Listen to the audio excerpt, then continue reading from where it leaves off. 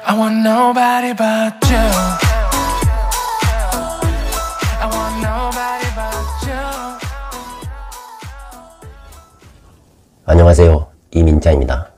이 시간은 기토일간의 2023년 개묘년의 개인별 운세에 대해서 얘기 드리겠습니다.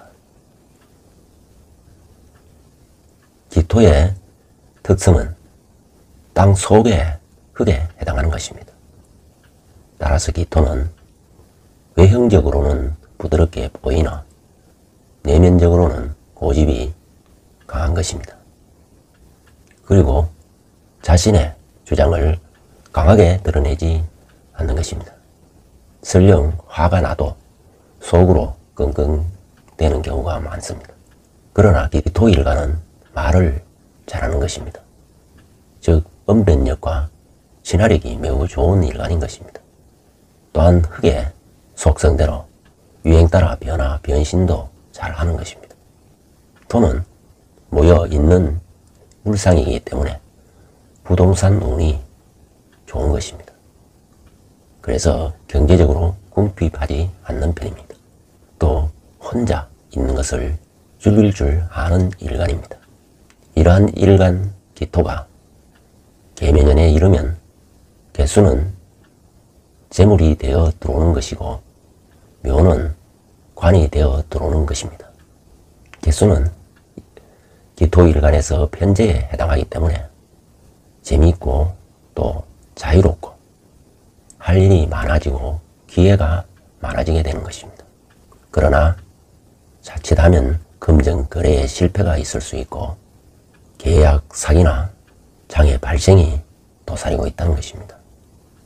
또한 묘목은 편관에 해당하기 때문에 어려운 상황에 처해질 수 있는 것입니다. 직장이나 일에 매이기 쉽고 또 조직에서 탈퇴하거나 정리해고 당하거나 하는 등 퇴직을 할 수도 있는 것입니다. 또한 가정적으로는 불화 갈등을 겪거나 이혼을 하거나 관제 구설이 따를 수 있는 것입니다. 그래서 순리대로 잘 풀리지 않기 때문에 혼자 숨어 지내고 도망가고 싶어지는 것입니다. 또한 법망에 걸리기 쉽고 남의 꼬임에 빠져들기도 쉬운 것입니다. 기토가 내년에는 특별히 담소를 즐기고 다정다감한 성격을 발휘하지만 재와 관이 좋게 작용하기가 어려운 것입니다. 2023년 1월 달에는 개수가 혼잡되어 임하기 때문에 재성 혼잡으로 선택 장애가 발생하고 경제적 어려움을 겪을 수가 있는 것입니다. 2월과 3월에는 관살이 태왕해지고 혼잡됨으로 인하여 감독을 받는 형국이기 때문에 과도한 강박관념에 빠지기가 쉬운 것입니다.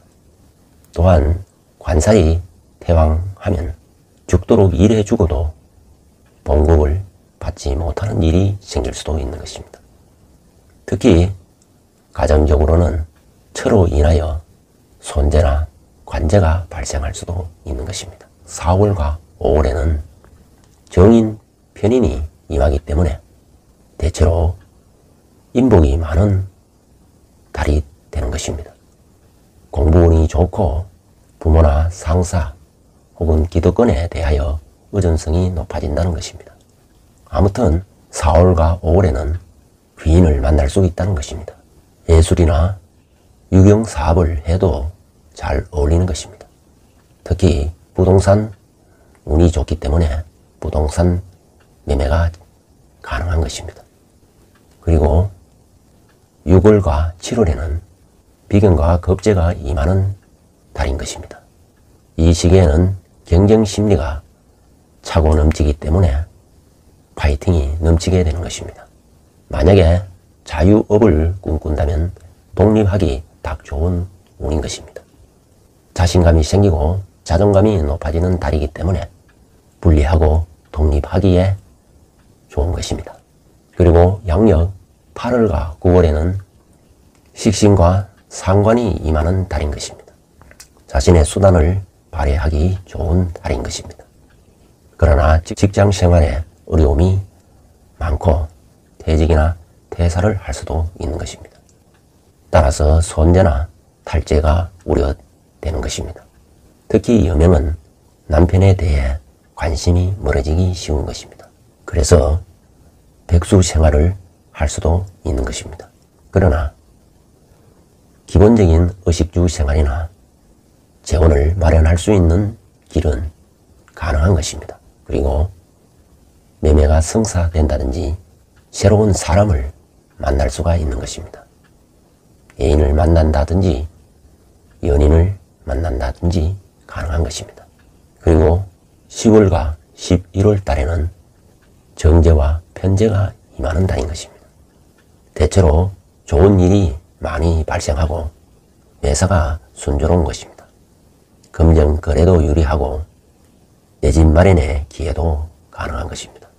애정이 싹트는 달이고 봉급이 올라가는 달이 되는 것입니다. 다만 지출이 많아지고 불필요한 물건을 살 수도 있는 것입니다. 사업을 하더라도 철저한 시장 조사를 한 후에 해야 하는 것입니다. 목돈이 들어올 수도 있지만 사기를 조심해야 하는 달인 것입니다. 12월 달에는 관살 혼잡이 되는 형국인 것입니다. 따라서 과도한 스트레스, 강박관념에 시달리기 쉬운 것입니다. 기토일간으로 하는 일주에 대해서 얘기 드리겠습니다. 먼저 기해 일주는 신약하여 주변에 의존하기가 쉬운 것입니다. 개수 편제가 태왕해지기 때문에 지출이 많아지고 금전 거래에 실패가 따를 수가 있는 것입니다. 특히 사기를 조심해야 하고 계약에 유의를 해야 하는 것입니다. 자칫하면은 빚을 질 수가 있는 것입니다. 또한 묘목 편관은 살로 작용하기 때문에 부채가 발생한다든지 정리해고를 당한다든지 퇴직 불화를 겪는다든지 부도나 관제수를 당할 수도 있고 불화, 갈등이나 이혼을 겪을 수도 있는 것입니다. 그러나 기해 일주는 해묘, 한목을 하여 유정한 달이 되기 때문에 어려운 가운데 비교적 순조롭게 지낼 것으로 보여지는 것입니다. 기묘 일주는 사람을 차별하는 경향이 있습니다.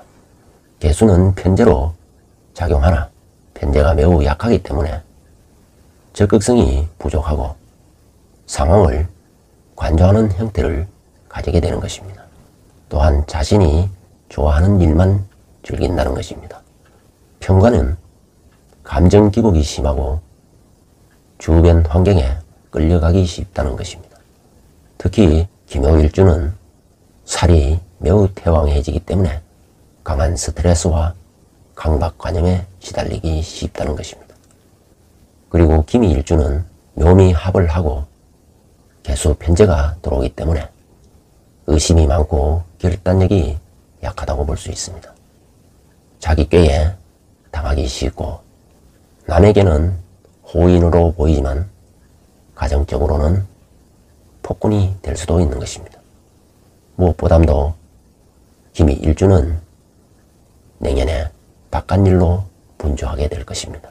기토일간을 가진 일주는 기해, 기묘, 기미일주 세 개는 대체로 큰 화를 면할 수는 있고 대체로 무난하지만 기토일간 중 기사, 기유, 기축일주는 큰 고초를 겪을 수 있는 계면이 될 수 있는 것입니다. 그중 기사일주는 매우 독단적이고 자존심이 매우 강한 것입니다. 계면연에는 불화 갈등을 겪고 일정한 일이 없는 한량 신세가 되기 쉬운 것입니다. 그리고 진로 변경이 있거나 교제가 중단될 수도 있는 것입니다. 기유일주는 내년에 최악의 일주가 되는 것입니다. 천충지충을 하는 운이기 때문에 직업 변동으로 퇴사를 당하거나 손재를 당할 수도 있는 것입니다. 근심 걱정과 대립 갈등이 많아지고 진로 수정이 불가피해지는 것입니다. 정말 가장 울고 싶어지는 일주가 될 수 있는 것입니다. 관제구설이 따르고 배신배반이 따르고 노력은 헛사로 돌아갈 수도 있는 것입니다. 실패를 반복하나 후회는 막심해질 수도 있는 것입니다. 가장 힘든 일주로서 한 해를 근신으로 잘 보내야 할 것입니다. 마지막으로 기축일주는 매우 착실하나 욱하는 성질이 있는 것입니다.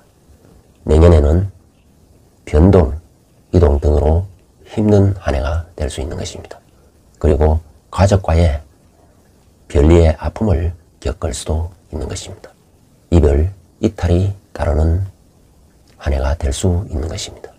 어려움은 나쁜 기운이 모여서 생기는 것이기 때문에 오히려 뭉치면은 위험해지기 때문에 떨어지고 흩어져 사는 것이 좋을 수가 있는 것입니다. 역시 기축일주도 내년은 어려운 한 해가 될 것으로 보여지는 것입니다. 대체로 기토일간은 내년에 힘든 한 해가 되는 것입니다. 그 중에서도 기사일주, 기후일주, 기축일주가 힘든 일주가 되고 그 중에서도 가장 힘든 일주는 기후일주가 되는 것입니다. 자신의 일간을 잘 헤아려 적절하게 잘 대처하시기 바랍니다.